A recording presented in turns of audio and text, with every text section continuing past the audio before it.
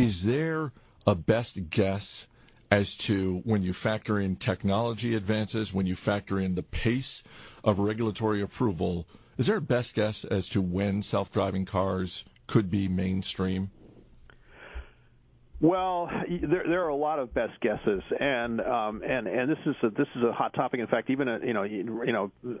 here in Detroit, as we speak, the Secretary of Transportation is about to announce that the federal government is going to try to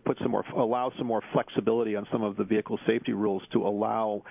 wider and more expansive testing of autonomous vehicles on the road. So to answer your question, the consensus appears to be that a limited hands-free driving, and I'm using that term kind of deliberately because there's a lot of different definitions of autonomous driving that are floating around, and I'm a simple guy, and so here's what I want to know: can I take my hands off the wheel? And over the next couple of years,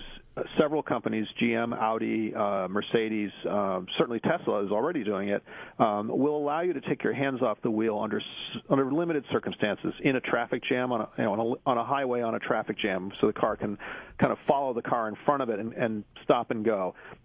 In highway driving, where the car can see lane markers and keep itself positioned between those lane markers and operate safely.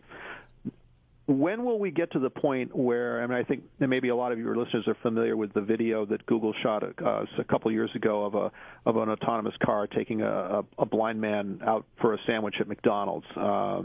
really endearing and kind of a really smart and touching way to kind of to say what's the goal here. That scenario, a car driving someone who's incapable of operating the vehicle safely himself or herself from point A to point B in a city, that's probably farther away than a lot of the kind of optimists believe, because the complexity of doing that, doing it safely and doing it in a way that will pass muster with regulators, and this is really important, litigators, lawyers. Automakers are very concerned about getting sued, right? The first one of these cars that hits somebody or goes off the road accidentally, there's going to be a giant lawsuit, enormous nervousness about that. It could be longer than a lot of people think before a fully autonomous car is something that you see every day.